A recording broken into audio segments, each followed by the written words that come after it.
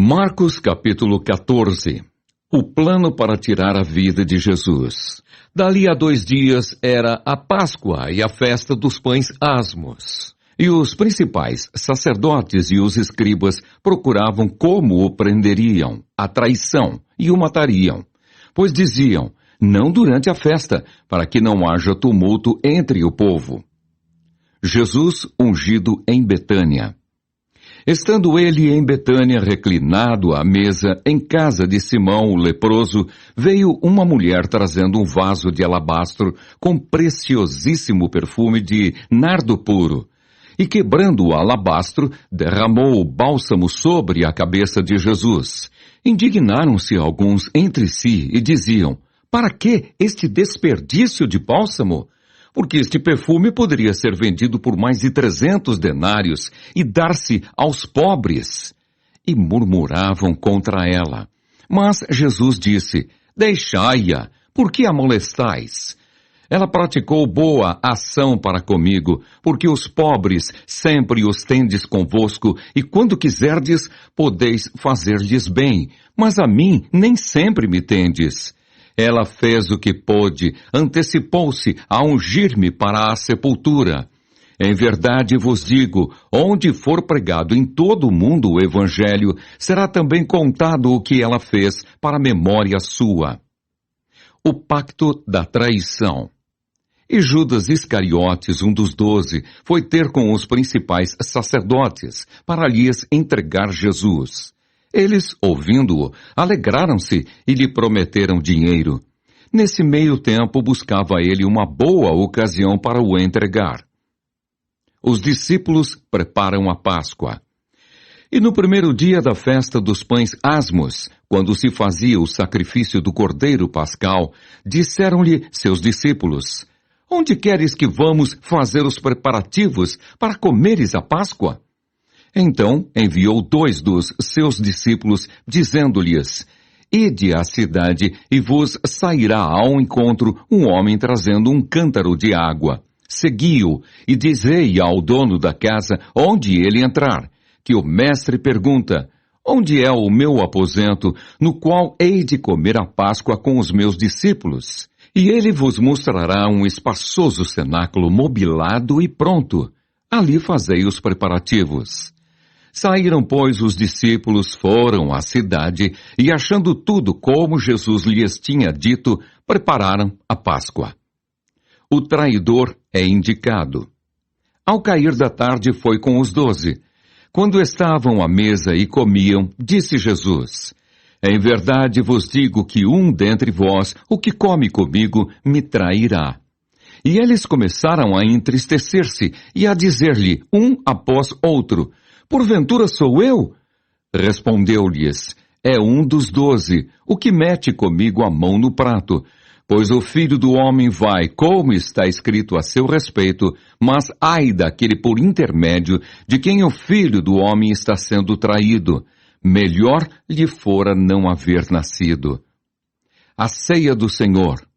E enquanto comiam, tomou Jesus um pão e, abençoando-o, o partiu e lhes deu, dizendo, tomai, isto é o meu corpo. A seguir tomou Jesus um cálice e, tendo dado graças, o deu aos seus discípulos, e todos beberam dele. Então lhes disse, isto é o meu sangue, o sangue da nova aliança, derramado em favor de muitos. Em verdade vos digo que jamais beberei do fruto da videira, até aquele dia em que o hei de beber, novo, no reino de Deus. Tendo cantado um hino, saíram para o Monte das Oliveiras. Pedro é avisado. Então lhes disse Jesus, todos vós vos escandalizareis, porque está escrito, ferirei o pastor e as ovelhas ficarão dispersas. Mas depois da minha ressurreição, irei adiante de vós para a Galileia. Disse-lhe Pedro, ainda que todos se escandalizem, eu jamais. Respondeu-lhe Jesus, em verdade te digo que hoje, nesta noite, antes que 2 vezes cante o galo, tu me negarás 3 vezes. Mas ele insistia com mais veemência, Ainda que me seja necessário morrer contigo, de nenhum modo te negarei. Assim disseram todos. Jesus no Getsêmani. Então foram a um lugar chamado Getsêmani. Ali chegados, disse Jesus a seus discípulos: Assentai-vos aqui, enquanto eu vou orar. E levando consigo a Pedro, Tiago e João, começou a sentir-se tomado de pavor e de angústia, e lhes disse: A minha alma está profundamente triste, até a morte. Ficai aqui e vigiai. E adiantando-se um pouco, prostrou-se em terra, e orava para que, se possível, lhe fosse poupada aquela hora, e dizia: Abba, Pai, tudo te é possível. Passa de mim este cálice, contudo não seja o que eu quero, e sim o que tu queres. Voltando, achou-os dormindo, e disse a Pedro: Simão, tu dormes? Não pudeste vigiar nem uma hora? Vigiai e orai, para que não entreis em tentação. O espírito, na verdade, está pronto, mas a carne é fraca. Retirando-se de novo, orou, repetindo as mesmas palavras. Voltando, achou-os outra vez dormindo, porque os seus olhos estavam pesados, e não sabiam o que lhe responder. E veio pela terceira vez e disse-lhes: Ainda dormis e repousais. Basta, chegou a hora. O Filho do Homem está sendo entregue nas mãos dos pecadores. Levantai-vos, vamos! Eis que o traidor se aproxima. Jesus é preso. E logo falava ele ainda quando chegou Judas, um dos 12, e com ele, vinda da parte dos principais sacerdotes, escribas e anciãos, uma turba com espadas e porretes. Ora, o traidor tinha-lhes dado esta senha: Aquele a quem eu beijar é esse. Prendei-o e levai-o com segurança. E logo que chegou, aproximando-se, disse-lhe: Mestre, e o beijou. Então lhe deitaram as mãos e o prenderam. Nisto, um dos circunstantes, sacando da espada, feriu o servo do sumo sacerdote e cortou-lhe a orelha. Disse-lhes Jesus: Saístes com espadas e porretes para prender-me como a um salteador?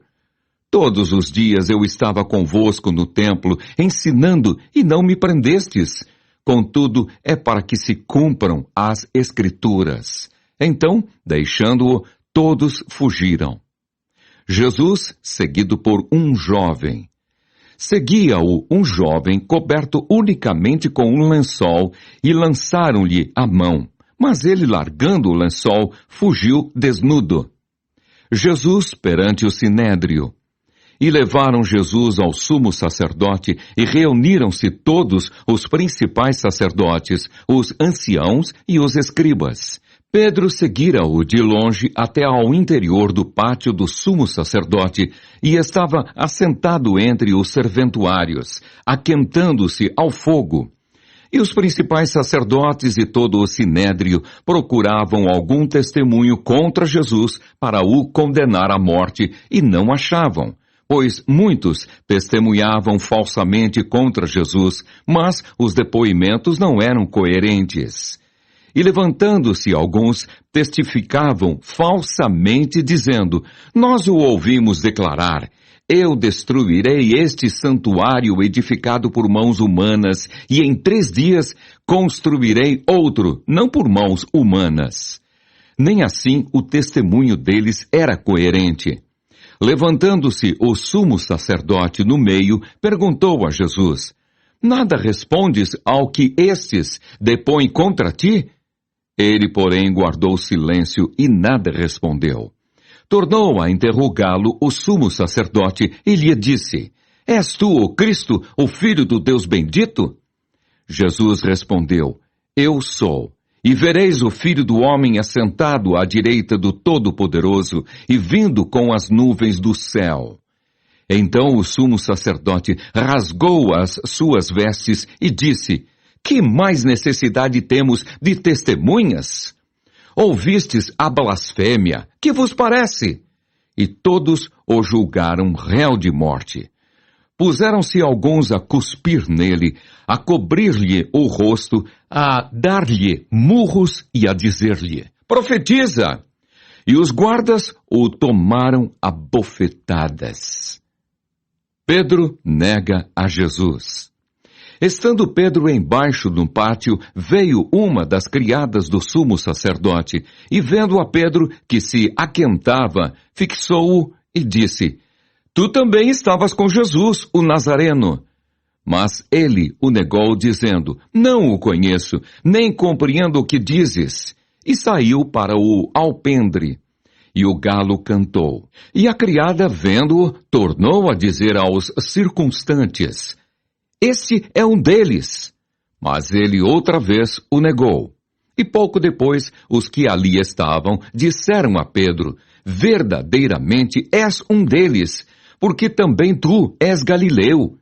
Ele, porém, começou a praguejar e a jurar: não conheço esse homem de quem falais. E logo cantou o galo pela segunda vez. Então Pedro se lembrou da palavra que Jesus lhe dissera: antes que 2 vezes cante o galo, tu me negarás 3 vezes. E caindo em si, desatou a chorar.